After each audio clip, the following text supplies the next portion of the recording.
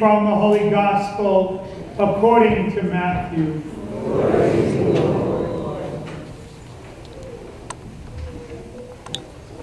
Jesus told his disciples this parable. A man going on a journey called in his servants and entrusted his possessions to them.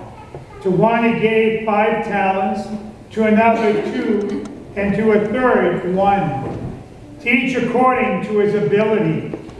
Then he went away.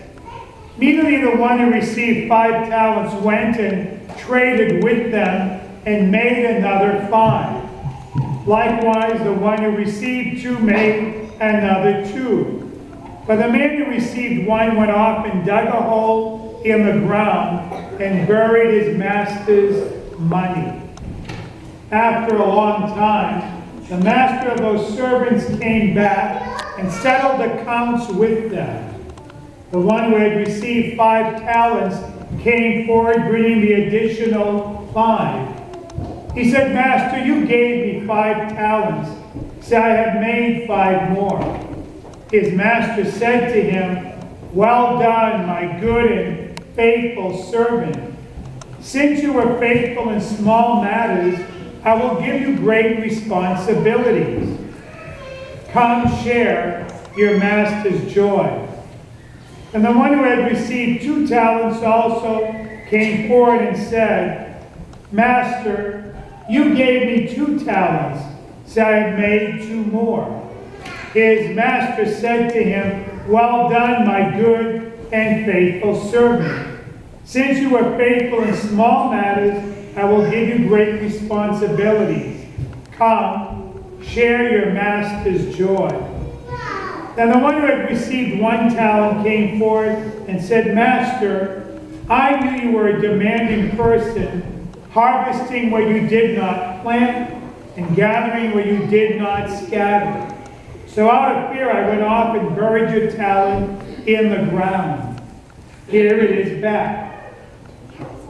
His master said to him in reply, "You wicked, lazy servant. So you knew that I harvest where I did not plant and gather where I did not scatter? Should you not then have put my money in the bank so that I could have got it back with interest on my return? Now then, take the talent from him and give it to the one with 10. For to everyone who has, more will be given and he will grow rich. But from the one who has not, even what he has will be taken away.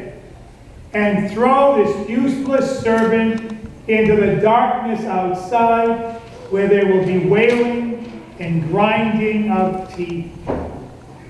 The Gospel of the Lord. Praise to you, Lord Jesus.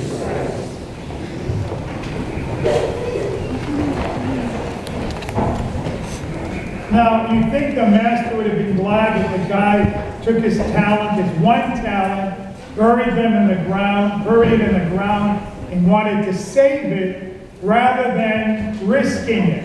You know, at the stock market, you play the stock market, sometimes you can lose your shirt.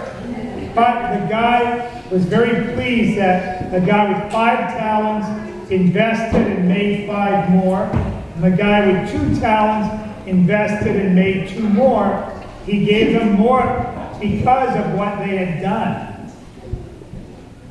Yesterday at Ford Stadium in Detroit, about 65,000 people gathered to honor a man who died in 1957 at the age of 91. His name was Stellantis Casey. So I'll give you a little bit of background on Stellantis Casey.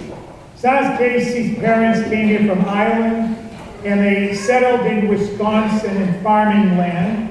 He was one of, I think, 13 children. 2 died from diphtheria. He also had it, which left him with a speech impediment, a throat issue.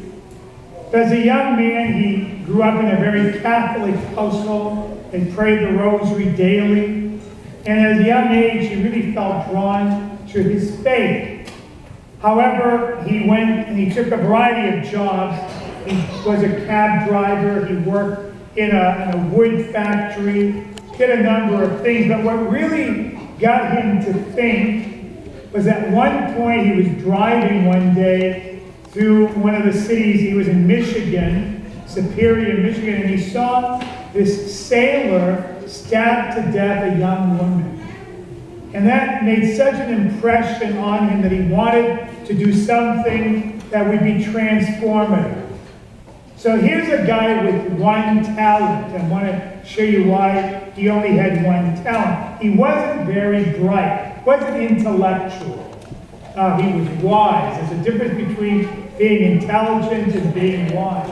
You can be intelligent and not be wise. Here's a guy who was wise. He had been engaged to be married, but this young woman's mother did not want her to marry. His name was Jimmy Casey. So what she did, she put her daughter in a boarding school. So he was a broken heart. So at one point he made a novena, and the Lord told him that he was being called to ministry, to the priesthood. So he went to see the bishop, entered seminary, but again, because he was not intelligent, he was not able to pick up Latin. In those days, in the area of Wisconsin, Michigan, was a large German population, and they learned German in seminary. But he's an Irish boy. He couldn't pick up German, let alone Latin. Latin would have been easier, but he couldn't even do that. So they finally told him, the rector of the seminary said, listen, this isn't your life. You need to leave because you'll never make it. So he entered the Capuchin community. It's a form of Franciscans. The name comes from wearing a hood. The French are capuche, and they wear a hood over their heads. So he entered the Capuchins, and there he was able to make it. However, because they didn't find him to be smart enough, they decided that he would not be able to hear confessions or preach. He could celebrate Mass, but no preaching and no hearing confessions. They call it a priest simplex, S-I-M-P-L-E-X, simple priest, I guess. And anyway, he went to New York, was transferred to New York. We spent about 10 years in Manhattan and then in the Bronx. Finally, he would end up in Detroit, where he would spend the next 30, 40 years of his life. He was made a porter. A porter is sort of the smallest job you can get because you answer doors. You can't do much damage. But he would answer the door and he would talk to people. People came in, they would be depressed, anxious about their jobs, about their kids, they would be sick. So Solanus, he took the name Solanus. So Solanus would invite them in. He would talk with them. He would listen to them. He had great wisdom. He spent a lot of time in prayer, and so God would reveal to him not only what to say, but even at times what to do. So people would come in and would be very sick. He would pray with them, and there were many, many healings. So after a while, there were so many people coming to see him, the monks, the friars, didn't know what to make of it. But they knew that obviously he was an outstanding man. He used his one talent. He didn't bury it. He used it. He started a soup kitchen. 2,000 people a day would go to the soup kitchen to eat. Anyways, on and on, I could tell you many more stories. But he died in 1957 at the age of 91. At his wake, over 20,000 people went by his coffin. And in order to become a saint, you've got to go through 3 stages. Venerable, and then you got to be beatified, and then you're made a saint. Well, the other day he was named blessed. It's the second step. So as I said, 65,000 people were in Detroit yesterday to witness this event. And what it brings about the beatification is a healing. So there was a woman in Panama City who was disfigured, completely disfigured. It was a disease that she had from birth. She went to the tomb of Father Solanus Casey and prayed, and the next day she'd been healed. Of course, you can't, miracle's a miracle, you can't explain it. Doctors, scientists couldn't explain what had happened. So that was one of the reasons why they brought this case even further in. Jesus tells us that we too have talents. That's why he uses a story this morning. We can use our talent, we can either bury our talents and do nothing with them, or we can use them to build up the body of Christ. St. Paul tells the church of Thessalonica this morning, stay awake, be alert. He says, don't just sit around waiting for the end to come. What good is that? Do something. Use your creative spirit. Become, again, as we often say, the best version of yourselves. It all began with us at baptism, when we received the Holy Spirit, when we're freed from sin. So today I really encourage you, use your talents to bring forth the body of Christ. So how can we do that in a practical way? A few weeks ago, I met with whoever wanted to meet on a Sunday night, and I sort of carved a vision for this coming year. The new year begins with the first Sunday of Advent, just in 2 weeks. I really want to encourage you to do 3 things. Now again, this isn't a lot of extra work.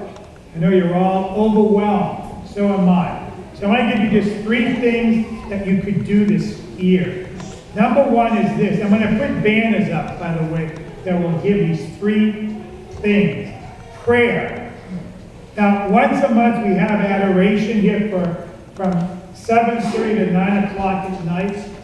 If you would want to give like 20, 30 minutes to prayer that one day a month, pray for the conversion of our parish.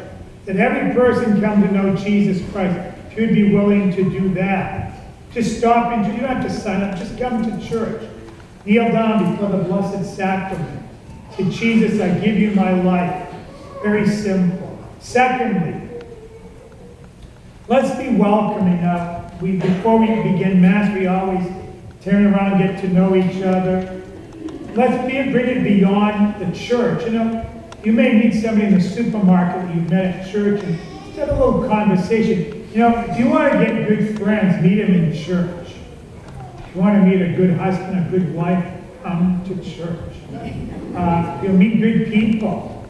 Now, we're all broken, we're all sinful, but by and large, we're trying hard. So, what a way, let's be welcoming, let's be hospitable. Let's get to know the people around us. A few years ago at St. Michael's, we had 3 couples who always sit in the same place, which everybody does, but it's always the same place. There was 7:30 Mass, and recently one of the women of the group had a stroke. And what happened over the years, because they get introducing one another, well, they started going out together on occasion. They got to know, now there are 3 couples who have become good friends. That never would have happened if they hadn't taken the time to just say, hey, I see you here every week, what's your name, where do you live? It's a good way to get to know each other. Let's practice hospitality. Third thing is let's evangelize. And don't be afraid by that term. Evangelization may simply be this. Invite people back to church. I talk to a lot of people. Some just don't want to come. That's fine. But I have some people who say, Father, I just got lazy over the years. And if I invite them back, I say, yeah, I'll come back. So great opportunity to just invite people to come back. Invite them back. Invite them to a dinner. Invite them to something we're having in the church. You're opening the door. That's evangelization. So 3 things: prayer, hospitality, and so I'll get some banners. During the next year, we'll talk about those 3 things, okay? And again, let me just end with this. That's how we use our talents. That's how we use our talents. Inviting people, praying for people, being hospitable, visiting the sick. We use our talents. So today, instead of burying that one talent, you may say, well, I don't have a lot to give. Salinas Casey They didn't think he had a lot to give. And today, he's on his road to sanctity.